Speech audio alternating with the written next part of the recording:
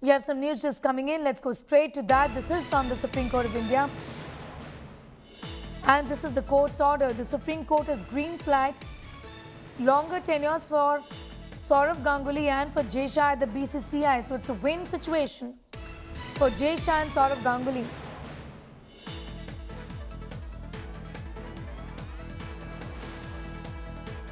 Mathur is getting us more details on that. Nisha, this had got to do with the cooling off period as well. Just take us through the details. So what has happened in court?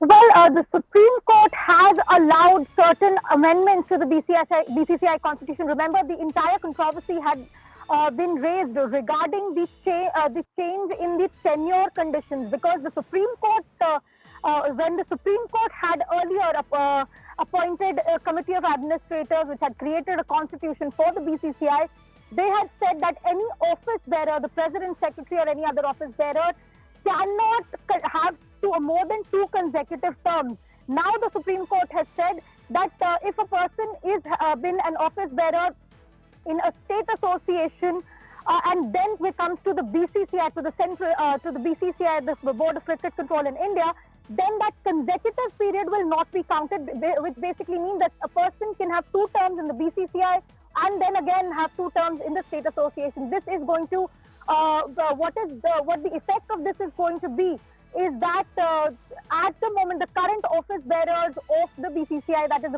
Sourav Ganguly as president and Shah as the secretary, can continue to hold positions in the state associations. The Supreme Court has effectively said that the 3-year cooling period can kick in only after the 2 consecutive terms at one position, either in the BCCI or in the state association. What is also important is, as we speak, the Supreme Court is still reading out its order. My colleague Kanu Sarda is inside the court bringing us updates on the details of the order, because the BCCI AGM had proposed multiple amendments to the constitution that had been passed of the BCCI after the 2018 verdict of the Supreme Court.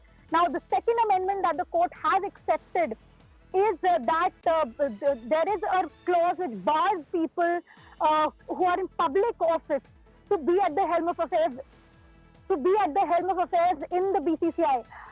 To be at the helm of affairs in the BCCI, what the Supreme Court has accepted is that the bar would only apply to persons who are ministers or other senior public officials. This bar will not apply to other persons holding public office. So this is also going to be very crucial, because there has been an entire series of allegations over the years regarding political control of the BCCI. The Supreme Court has noted that former players must be given a chance to administer the sporting authority. And as we speak, as I said, the order is still being read out by the court. It is still being dictated in open court by the bench of Justices D.Y. Chandrachud and Hima Kohli. And my colleague Kanu Sarda is inside the court getting us minute-by-minute updates of exactly what the order is right now.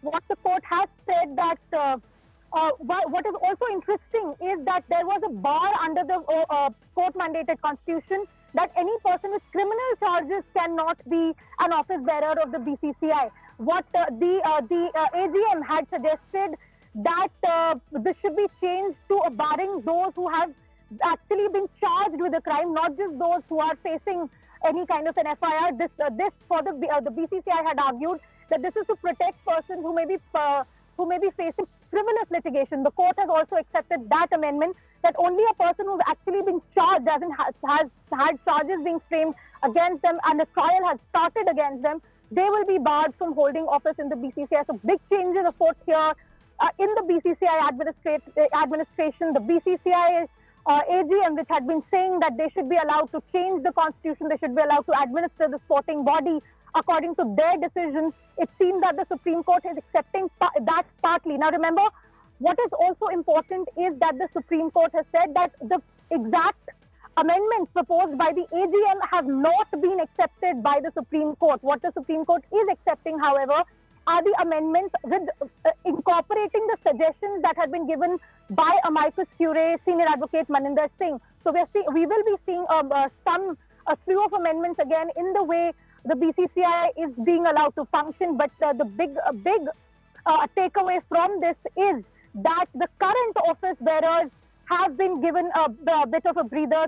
Sourav Ganguly, Jay Shah, and others who are currently in the administration can now continue to be office bearers in state bodies, even if they have to undergo a cooling off period in the BCCI itself. So it is going to be a very crucial to see how this is going to work as far as cricket administration across the country is concerned, because remember, this is not going to just affect the BCCI, it is also affecting the state associations. Persons who've been office bearers in the states can continue to hold office.